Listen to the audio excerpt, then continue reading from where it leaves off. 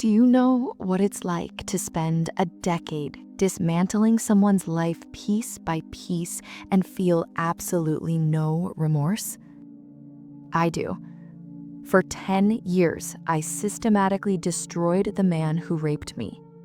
Not with violence, not with a single dramatic confrontation, but slowly, methodically, with the patience of someone who understands that true revenge isn't about momentary satisfaction.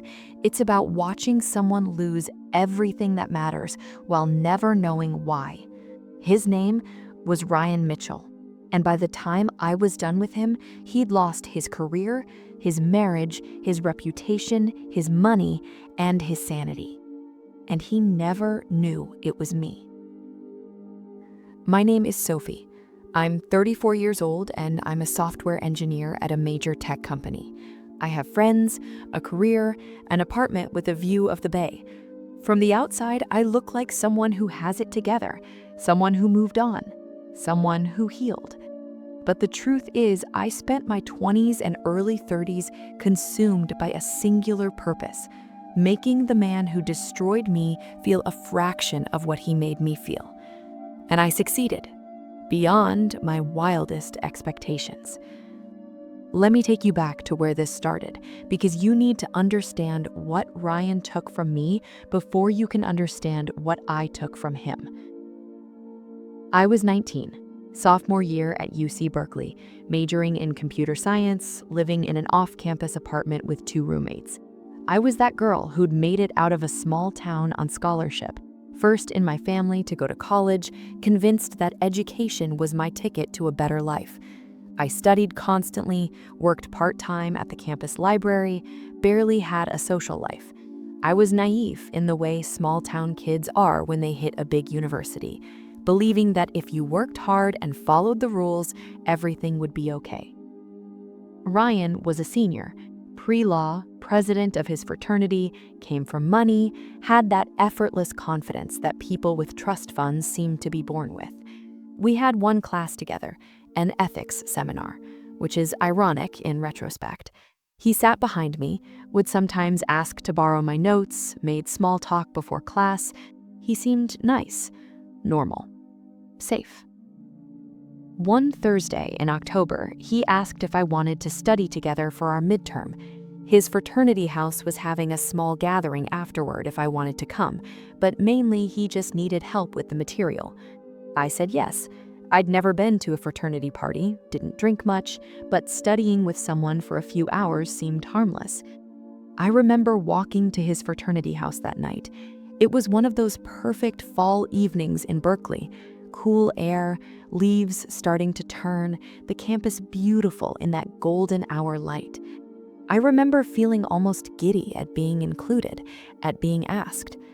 Looking back, I see that girl and I want to scream at her to turn around, to trust her instincts, to know that safe doesn't exist just because someone smiles at you in class. We studied for maybe an hour in his room because the common areas were already filling up with people for the party. He offered me a beer. I said no, then yes when he said one wouldn't hurt, then he offered another. I was nervous, said yes again. I wasn't experienced with alcohol, didn't know my limits, didn't recognize the difference between feeling tipsy and feeling wrong. The third drink tasted strange. I remember that, mentioned it. He said the beer was cheap, that's just how it tasted. I trusted him. Why wouldn't I? We'd been studying ethics together. He was helping me prepare for our midterm. He seemed like a good guy. I don't remember much after that. Fragments. The room spinning, Ryan's face above mine, trying to say no but my mouth not working right, feeling my body being moved but being unable to stop it. Pain, confusion, fear, then nothing. I woke up at 3 a.m. on a couch in the common room, my clothes disheveled, my underwear gone. People were still partying around me like nothing had happened. I felt wrong, sore, violated. I found my phone, called an Uber, went home. My roommates were asleep. I sat in the shower until the water ran cold, trying to remember what had happened, trying to piece together the missing hours. I knew what had happened. My body knew, but my mind kept offering alternative explanations. Maybe I'd just drunk too much. Maybe I'd passed out and someone had moved me. Maybe I was overreacting. I spent 3 days in that confused, dissociative state before I went to the campus health center. The doctor was kind, did a rape kit, explained that I'd likely been drugged, that my symptoms were consistent with Rohypnol or something similar, asked if I wanted to report it. I said yes. I wanted justice. I wanted someone to believe me. I wanted Ryan Mitchell to face consequences for what he'd done. I reported it to campus police, then to the actual police, gave my statement, turned over my clothes, answered every invasive question about what I'd been wearing, how much I'd drunk, whether I'd been flirting, whether I had a history with Ryan. The rape kit came back positive for sexual activity, but couldn't prove lack of consent. Ryan said it was consensual, that I'd been into it, that I'd pursued him. His fraternity brothers backed him up, said I'd been all over him at the party. Nobody mentioned that I'd been barely conscious. The DA declined to prosecute. Insufficient evidence. He said, she said.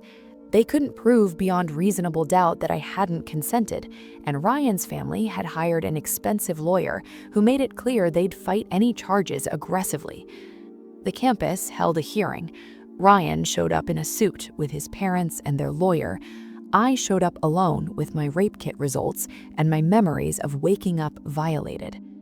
The panel found insufficient evidence of sexual misconduct and cleared him of all charges. Ryan graduated on time, got into a top law school, moved on with his life like nothing had happened. And I dropped out, lost my scholarship because my grades tanked, moved back to my hometown, spent 2 years working retail and sleeping 16 hours a day because being awake meant thinking about what had happened and how no one had believed me. That's where most stories like mine end. Victim destroyed, perpetrator succeeds, justice system fails. The end. But that's not where my story ends. Because 2 years into my depression and PTSD and self-hatred, something shifted. I stopped asking, why me, and started asking, why not him? I went back to school, different university, different state, but same major. Threw myself into computer science with the kind of focus that only comes from having a singular purpose. I learned everything I could about digital security, social engineering, data mining, network architecture, graduated with honors, got a job at a tech company, built a normal-looking life, and started planning. First, I needed to find Ryan. That was easy. LinkedIn, Facebook, law firm websites. He'd graduated from Stanford Law, landed a position at a corporate firm in San Francisco, was doing exactly what people like him always do, succeeding. He was engaged to a woman named Melissa, a corporate consultant. They looked perfect together in their photos, attractive, successful, the kind of couple that makes other people feel inadequate. I started with the small things, created fake social media accounts, not just 1 or 2, but dozens, all with complete histories and friend networks.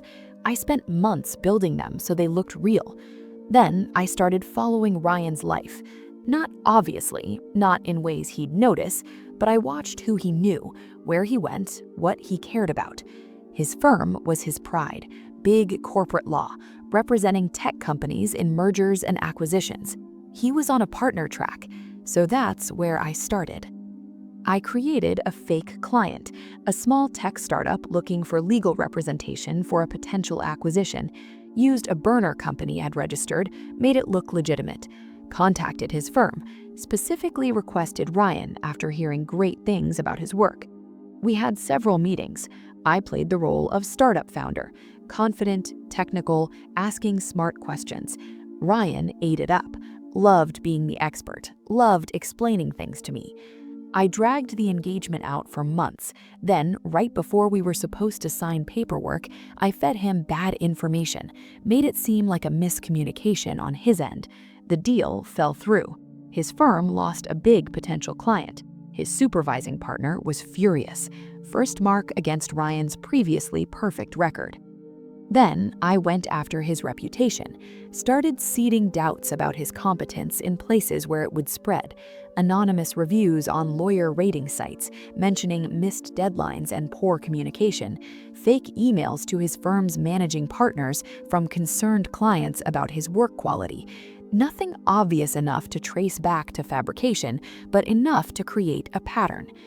6 months later, Ryan was passed over for a promotion he'd been guaranteed.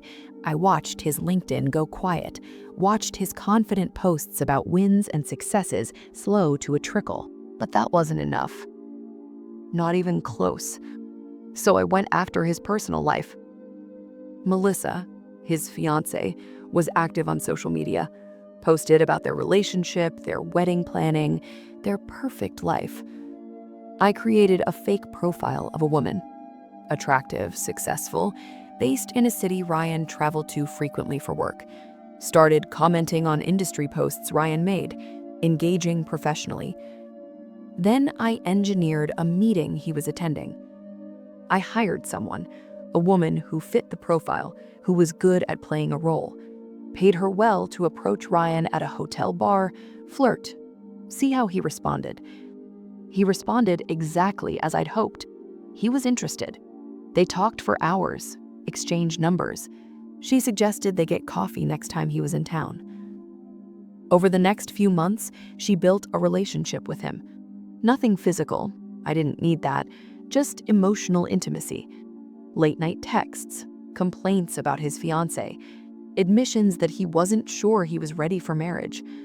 The woman I'd hired documented everything. Then I sent it all to Melissa, not from the woman he'd been texting, that would be too obvious, from an anonymous friend who'd seen him with someone at a conference, included screenshots, timestamps, hotel bar receipts, made it look like he'd been cheating. Melissa confronted him. Ryan denied it, obviously, said he'd just been talking to someone, that it was nothing. But the evidence was damning, and Melissa wasn't stupid. She called off the engagement 3 months before their wedding. Ryan's social media went dark after that. I felt something when I saw his engagement status change to single. Not satisfaction exactly, more like confirmation. He could lose things that mattered. He could feel what it was like to have your life altered without your consent. But I wasn't done, not by half. I went after his finances next. This was harder, required more sophisticated techniques, but I'd spent years learning exactly this kind of thing. I gained access to his personal email through a phishing scheme. From there, I could see his banking information, his investment accounts, his credit cards. I didn't steal from him directly. That would be too traceable and honestly beneath the point. Instead, I destroyed his credit, opened accounts in his name and maxed them out, then closed them, made it look like a sophisticated identity theft scheme, reported it to the credit bureaus myself from his email, but in ways that made the investigation slow and bureaucratic. His credit score tanked. He spent months trying to fix it, dealing with creditors, filing police reports that went nowhere. Meanwhile, his career continued to slide. I'd created a reputation for him as someone who was brilliant, but not quite partner material. Gifted, but not quite partner material. His firm kept him on, but sidelined him, gave the good cases to other associates. Within 3 years of my campaign starting, Ryan left the firm, moved to a smaller practice, then a smaller one, then eventually hung up his own shingle, taking whatever clients he could get. I watched all of this from a distance, followed his professional decline, his relationship failures, his growing frustration with a life that had stopped going his way. And I felt nothing but cold satisfaction. Year 5, I escalated, created a fake malpractice claim against him, used one of the small clients he'd actually represented, created a fake case study showing he'd given bad advice that cost them money, filed a complaint with the state bar. It was investigated and dismissed. I'd made sure it was just barely not credible enough to stick, but it went on his record. Another black mark. Another sign that Ryan Mitchell was a lawyer you couldn't trust. His new relationships fell apart too. I didn't always engineer those. Sometimes I just observed. But when needed, I intervened. An anonymous tip to a girlfriend about his past. A suggestion that someone Google his name and find the malpractice complaint. Subtle undermining that made him seem like someone with secrets, with a past, with problems. By year 7, Ryan had moved back with his parents, left San Francisco, left the legal profession altogether, started working in legal consulting, then in compliance for a small company. All that promise, all that potential, systematically stripped away. I could have stopped then. He'd lost his career, his relationships, his financial stability, his reputation. But I wanted him to lose one more thing, his peace of mind. So I started the messages, anonymous emails from throwaway accounts. Nothing threatening, I'm not stupid, just unsettling. References to his past, to choices he'd made, to people he'd hurt. Never specific enough to be actionable, but specific enough that he'd know someone knew something. Someone was watching. I watched him change his email address 3 times in 2 years. Watched him make his social media private, then delete it entirely. Watched him become paranoid and isolated, convinced someone was targeting him, but never able to figure out who or why. Last year, I saw a post on a forum for assault survivors. Someone had shared that their rapist from college had reached out trying to apologize for anything he might have done, claiming he was in therapy and making amends. The name was Ryan Mitchell. I logged into one of my fake accounts, a persona I'd maintained for years, and responded. Told him that some things couldn't be forgiven, that some people deserved to suffer for what they'd done, that maybe his current situation was exactly what he'd earned. Then I deleted the account and never checked to see if he responded. That was 3 months ago. Last I checked, Ryan is working as a paralegal in Sacramento. He's 42 years old, lives alone, has no social media presence. His LinkedIn hasn't been updated in over a year. He went from someone destined for partner at a major firm to someone barely making it in the legal field at all. And I did that. Not through the justice system, not through campus discipline or criminal courts, or any of the mechanisms that were supposed to protect me and failed. I did it through patience and planning and a complete unwillingness to let him get away with destroying me. Do I feel guilty? I've asked myself that 1,000 times. The answer is complicated. I feel guilty that I let this consume so much of my life, that I spent my 20s and early 30s focused on revenge instead of healing, that I became someone capable of methodical destruction. But do I feel guilty about what I did to Ryan specifically? No, not even a little. He raped me and walked away like it didn't matter, like I didn't matter. The system that was supposed to hold him accountable protected him instead. So I became my own justice system. I know what some people will say, that revenge is wrong, that I should have moved on, that by destroying him, I let him continue to control my life. Maybe they're right, but when the legal system fails you, when the people who are supposed to protect you don't believe you, when your rapist gets to continue his perfect life while yours falls apart, what are you supposed to do? Just accept it? Just let him win? I refused to let him win, so I made sure he lost. Everything. And I'd do it again. 2 weeks ago, I saw a social media post from a woman I don't know. She'd reported a sexual assault from 5 years ago. The man was acquitted due to lack of evidence. She posted about how she was still dealing with PTSD while he'd just gotten engaged. She felt helpless, broken, like the system had failed her. I almost reached out, almost told her that the system isn't the only way to get justice, that if the courts won't protect you, you can protect yourself. that patience and planning and refusing to let him win can destroy someone more thoroughly than any prison sentence. But I didn't, because this isn't a blueprint for others. This is my confession about what I did when the world told me that what happened to me didn't matter enough to punish, when they said there wasn't enough evidence, when they protected my rapist and abandoned me.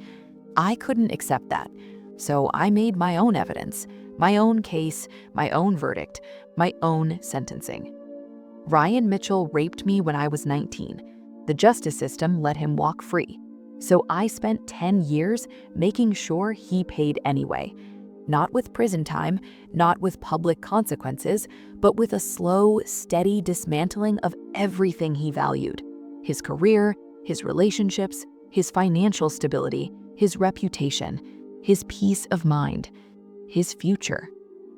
And now, 15 years after that October night when he destroyed who I was supposed to become, I'm finally done. Not because I've forgiven him, I haven't and never will. Not because I think what I did was wrong, I don't, but because there's nothing left to take from him. I've extracted every piece of revenge I set out to extract. The ledger is balanced. I'm 34 years old. I have a career I built in spite of him. I have therapy that actually helps now that I'm not spending all my energy on destruction. I have the beginning of an actual life that's about me, not about him. And he has nothing. He's been reduced to the smallest version of himself, and he'll never know it was because of what he did to a 19-year-old girl at a fraternity party 15 years ago. That's my confession. I destroyed my rapist's life systematically over 10 years because the justice system wouldn't. I became someone capable of patient, methodical revenge. I dedicated years of my life to watching him lose everything, and I don't regret a single second of it. The law failed me, so I became my own law, and in my court, Ryan Mitchell was found guilty. The sentence was everything he had, and I carried it out perfectly.